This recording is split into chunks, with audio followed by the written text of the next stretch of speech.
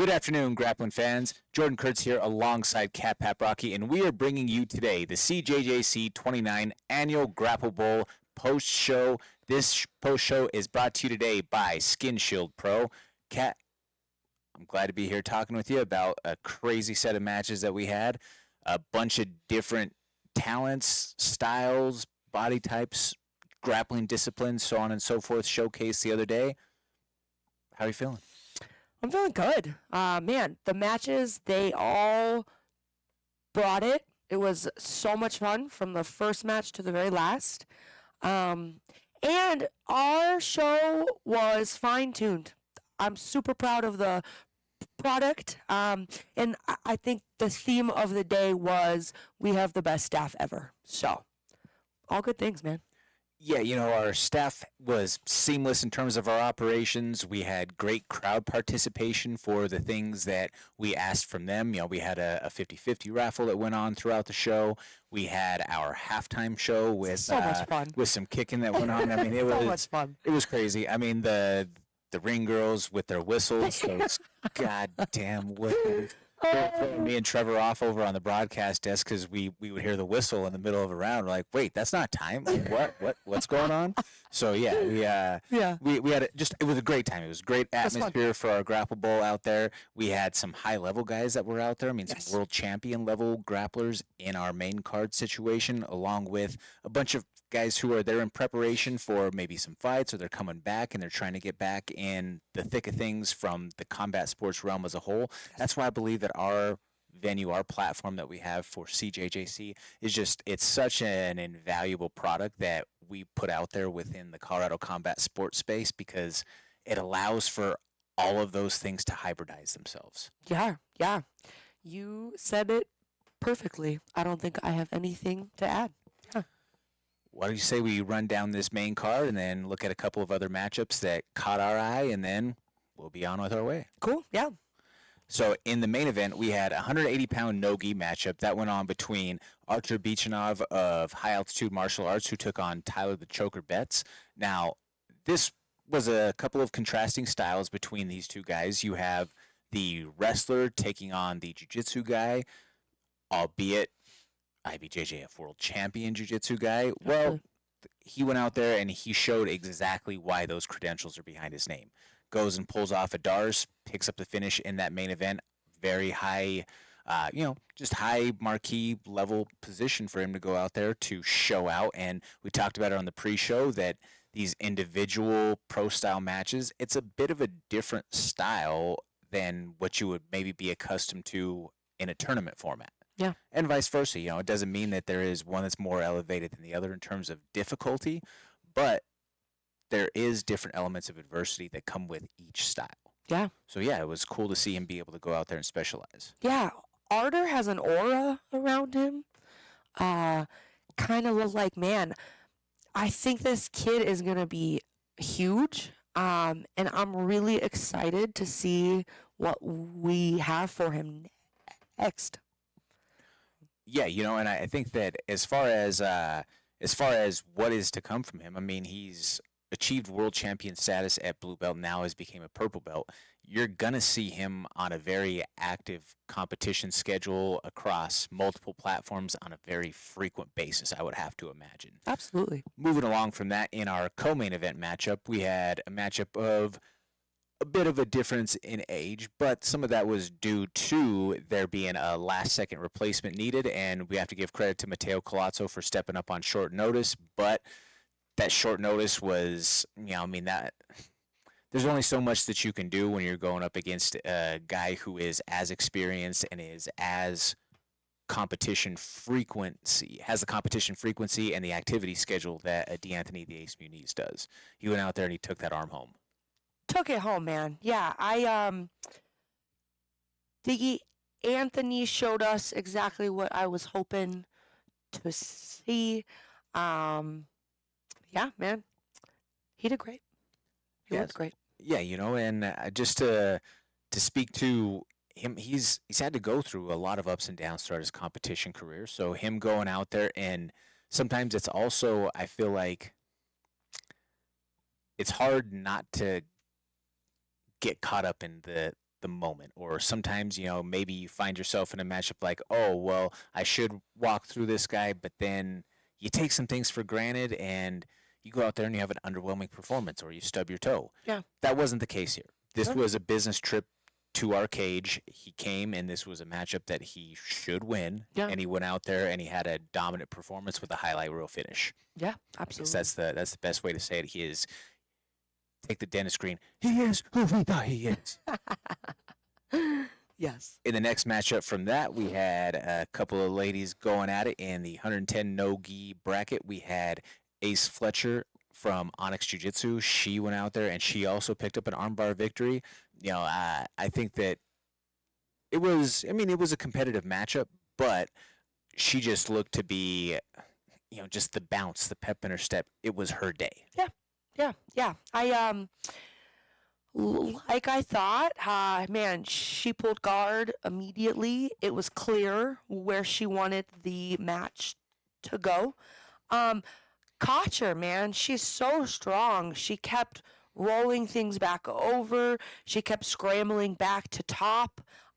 She did great, but yes, it was clearly Fletcher's time and her day.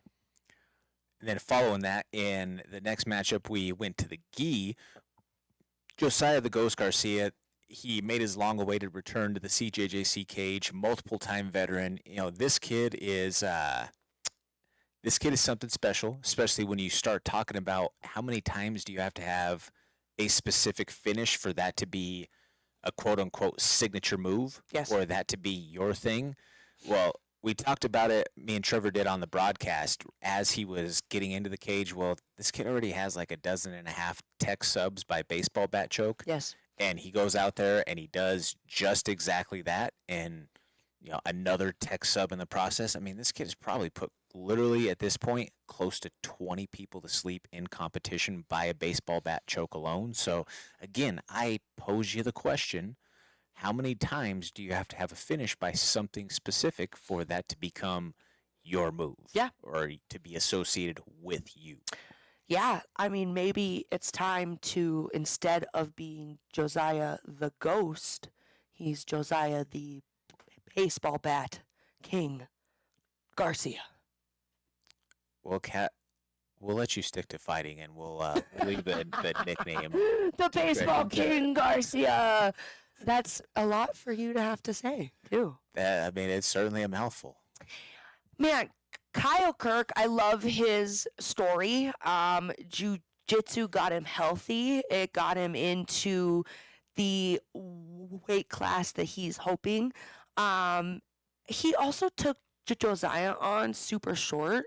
It is hard to deal with someone who has a specialization when you had not much time to prep for. Immediately after the match, they wanted to run it back. We are looking at a maybe 2 out of 3. We do 1 gi, we do 1 no gi, and give them both some time to prep for each other. I think that could be an extremely fun match. Yeah, it could definitely be a fun series between the two of them if they decided to make it a back and forth sort of affair, going best 2 out of 3. Yeah. In general, I like to see the frequency of competition for somebody like Josiah because he is a fun kid to watch. Yeah, he he is is. somebody who goes out there and hunts for a finish. And so just that all to be said, someone who is young, who while he's healthy is fun and exciting to watch, Yeah. why not run him as much as possible? Yeah. That's more or less my position to that. And every time you give that kid the mic, he's like, Steven, Oh yeah, I mean, where are you? he's and I say this in the best of ways. He's got golden retriever energy. Yes, totally. Like, and you have to love it. You have to absolutely love it. Absolutely. Moving along from that match, we had a 175-pound no-gi scrap that was between Zeke the Freak Alides, who took on Talami Scott. Now, I got to give Scott credit because he went right at Zeke, but Zeke is just a guy who has such a tremendous amount of combat sports experience as a whole, and I think that just the experience factor along with And I don't mean to say this as a slight to Scott, but just a grit factor that comes along with being a fighter and a wrestler and someone who is familiar with being inside of a cage and knowing how to work off of the wall and use the fence to your advantage. Absolutely. I think that all of those things played a factor for Zeke. Yeah. Yeah. For Zeke, preparation for this match, like, he was calm, he was cool, but you could tell he was dealing with some nerves and some things that he hadn't quite felt yet. After his match, man, it just seemed like this big sigh of like, all right, I'm back, I'm here, and I'm super pumped for him and to see what comes next. Well, and especially for someone like him who he has experienced the lights before. He has gone out there and fought, and he's made that walk on a plethora of occasions. He's been away for a little bit of time dealing with that knee surgery and the injury. So there is, I feel like, a bit of angst, a bit of anxiety, a bit of just that nervous energy that starts to manifest itself that says, like, man, like, can I go do this again? Sure. Can I go out there? Can I make this walk? Can I hit the curtain when my music plays? Can I smell the smells and be there present, be in the moment for this matchup and for the task that is at hand? Well, that's why, as we said right away when we opened up the show, I think that our format is such a great thing, especially for these guys who are in his position as a fighter, to go out there and this is almost, in a sense, this is a tune-up without being a tune-up. Absolutely. It allows you to go out there and just get a little bit of that swagger, that pep in your step back that says, yes, I am still him. Yes, I can still go do this. I can put together a camp for, these few weeks leading into one single isolated target, make the weight, make the walk, and go out there and perform. Absolutely. And I think that that was huge for him on the mental side as he gears up to start making his return back in direction of the cage. Yeah. As a fighter, I should say, as opposed to just a grappler. So well said. Again, you're on it today. I'm just going to let you talk, and I'm going to just shake my head and say, uh-huh. I'm glad that my shoulders are broad, folks. Got my shoulders broad and my back big because I am carrying this today. You need it. Just a little bit.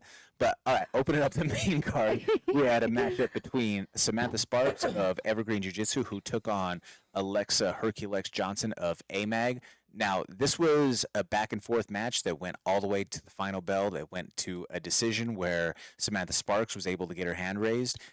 This was a back-and-forth battle between both of these ladies, and I think that we've seen improvement after improvement from Alexa. Where I think that things maybe could start to take a turn for is her defense has become really good. Yeah.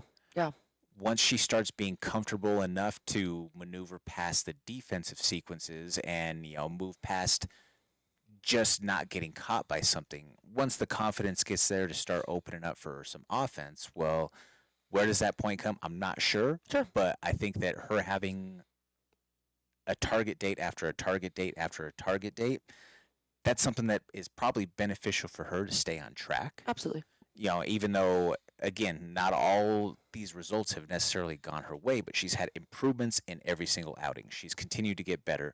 But also want to give credit to Samantha Sparks, who, she went out there and she had a great performance. She had a dynamite performance.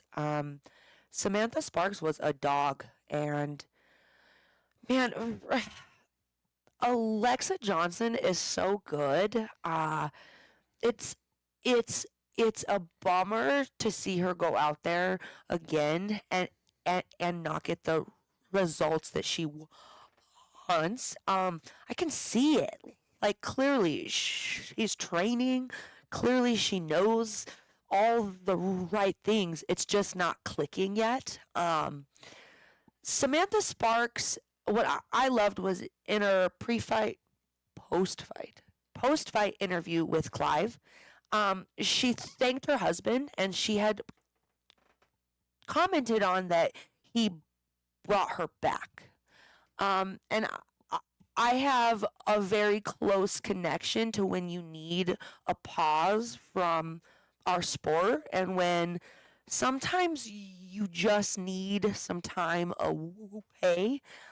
So seeing her come back and then putting on such a strong showing is cool. and I'm super pumped for her. I'm super excited to see her again too.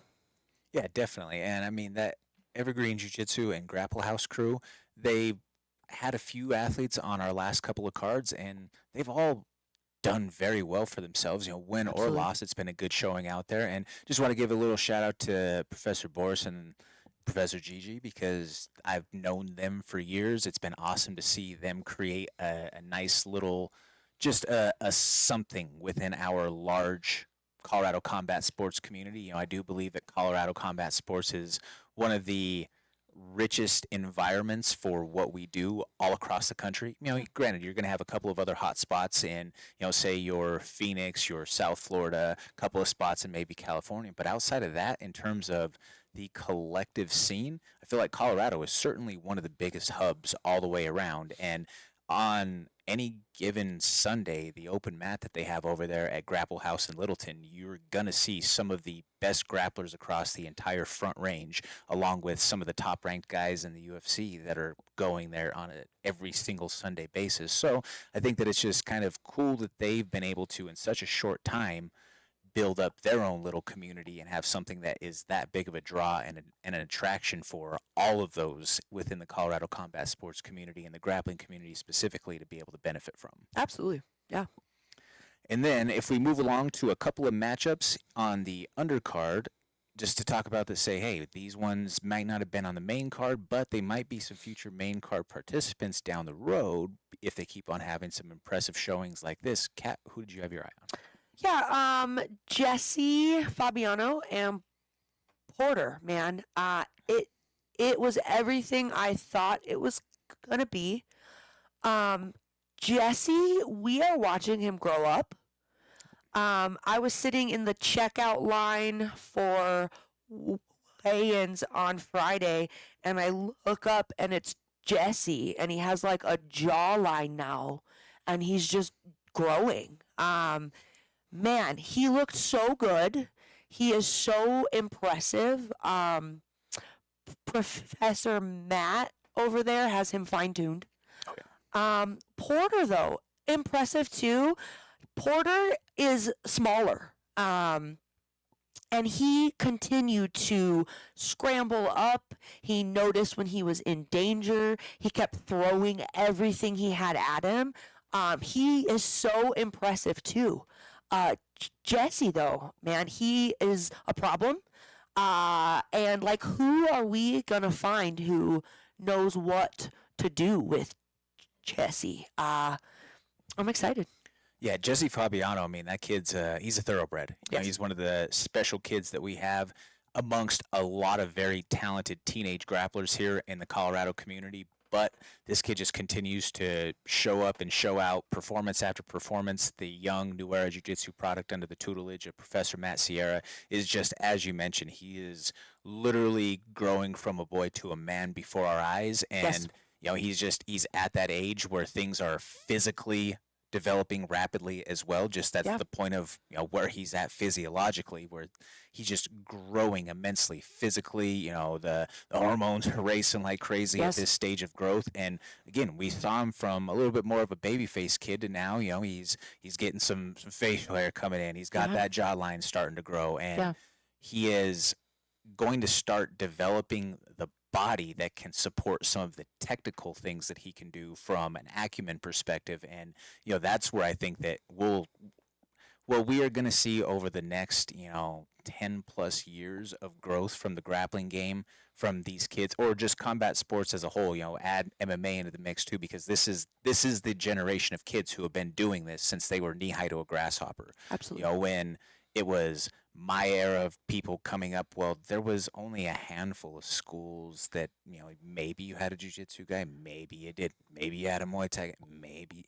you're just riding off of whatever was available. Yeah. And especially, when I was growing up in the 90s, well, shit, there wasn't a kids jiu-jitsu program Yes, at totally. every other academy, running itself through. Yeah. Whereas these kids have grown up with those things. Totally. These kids have grown up training since, when some of the peers of our generation, maybe like there was wrestling. Yes. Right. Wrestling was kind of the big deal, or maybe some people started boxing really early on. Yeah. But in large, the most people have the lifelong experience from my era or older, or in a lot of cases, it's because you started wrestling when you were a kid. Sure. And then you see how advanced once they get into their 20s and 30s, what that lifetime of experience is able to allow for them. Absolutely. Well, these kids like Jesse Fabiano, who have been grappling since the time when they've been that young, Yes. the knowledge of the human chess piece that he is able to do already is absolutely crazy. Yes. He's going to continue to add to that Rolodex of strategics, tactics, maneuvers, and add more attributes throughout the time. Once he finally has the body to start getting through some of those things, oh my lord. Yeah. And 140 pounds is the heaviest he's competed. He's gone from being like 130, then he did 135, now he's 140. So we're also going to see him work his way up through the weight classes too. Definitely. Yeah, no. And just another couple to throw a shout out here before we head off for the day. I want to give a shout out to Dom Muniz of New Era Jiu Jitsu. He went out there in a gi matchup, and he had a pretty dominant performance from start to finish. I know that Jason the Villain Gillen is a very tough competitor. Absolutely. So for Dom to go out there and have that impressive of a showing, hey, hats off to him. Wins by bow and arrow choke. And I also just want to give a big shout out to Dom, because this is a kid who has used martial arts, has basically followed along in his brother's footsteps to get himself back to a much healthier spot. The kid's lost over 100 pounds. Awesome. So got to give credit, got to give some recognition for someone who has put in the time, the discipline, and the effort to be able to go out there and earn that victory that he got. What impressed me was Dom was using a cage wall very well while in a gi. And I loved that. It added a new kind of aspect. What people don't understand is the wall stops angles and certain things that you might normally be able to pull. But Dom kept dominant against the wall. I think that gives a shout out to the New Era crew. Like, clearly they are training for everything that could come, and he looked great. Certainly. Now, who's another matchup that you had your eye on? Yeah, I was super pumped about the Olivia Romero versus Lexi Dudley. Olivia did great. She got the RNC in overtime. It was super slick. She did fantastic. Lexi, though, man, she won me over. She hasn't been training for long at all. This was the first time that she's competed in anything even close to the pressure that a CJJ can bring. And man, she kept scrambling. She kept getting back up. She kept going for stuff. It was just a really great match. And I'm always so thankful when the females can throw on a dominant, aggressive, awesome performance. So shout out to you both. I also know that Olivia Romero has an MMA scrap coming up too. So pumped for her. Yeah, definitely. And I've got a lot of respect for Olivia, because she's been another one who has just been going out there and competing on show after show. Yeah. Doesn't matter what the discipline is, whether it's grappling, whether it's something striking, whether it's MMA. She has just continued to try to go out there and be the woman in the arena, and just growth, just process oriented and continuing to move forward, not really caring about the results. Yeah. All about the process and getting better in process from doing all of those things, but not necessarily being so caught up on, okay, well, this one didn't go my way. Sure. I'm gonna take my time and go Ronda Rousey sulk it and go dark, whatever. Yeah, No, yeah. she has chosen with each time to say, you know what, this is an opportunity to go out there and address what can be addressed, and let's go back out there and let's compete again. Combat sports heals. It, as we are seeing with great competitors like Olivia, Dom, Kyle Kirk, you see people that got into this sport, they lost weight, their mind feels better, their body feels better, and you give this added skill, this added confidence. It is so cool to just see it as like there are people here that are proof that combat sports heals. Another guy who you can absolutely say that combat sports has healed is Jorge Venzer, is George. George is a kid Yes. who he has a pretty wild backstory filled with a lot of adversity and some not so savory things at certain points of his life, but has been able to find combat sports and martial arts and has turned everything around. Is a kid who he's competed for us multiple times now in the CJJC cage and was able to go out there and earn his first victory. He had a rear naked choke in overtime. His second scrap that he had with us was a very tightly contested match that, you can certainly argue back and forth over the result, but that's neither here nor there. This time, though, he made it definitive. He went, he got a finish. He didn't allow for it to go to the cards. Absolutely, are there some things that can be improved, can be addressed?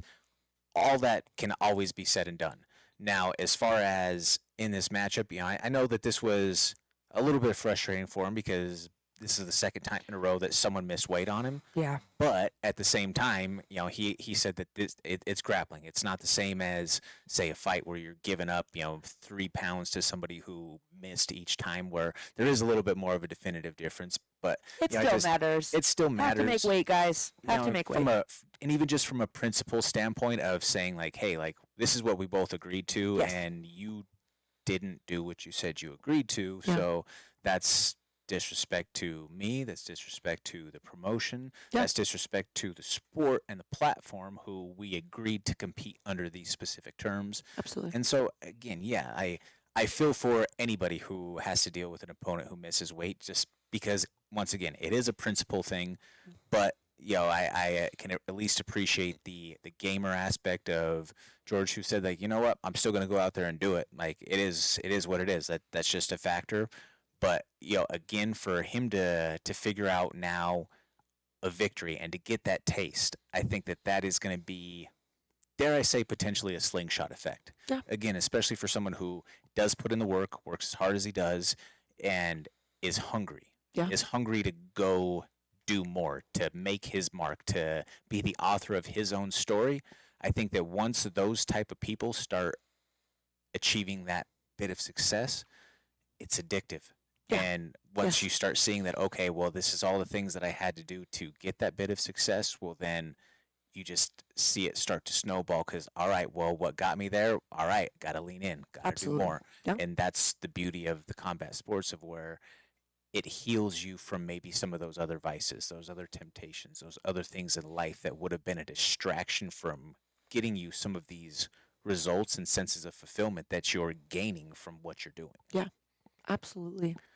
But just like that, folks, that wraps it up for us here today at the CJJC 29 Grapple Bowl annual post show. This post show is brought to you today by Skin Shield Pro. I'm Jordan Kurtz, joined here alongside Kat Paprocki. Kat, where can people follow you? Kat_Paprocki on Instagram. You can give me a follow along online on Instagram and Threads at Comments from the Peanut Gallery, and on TikTok at the Peanut Gallery MMA. That wraps it up for here at CJJC Media.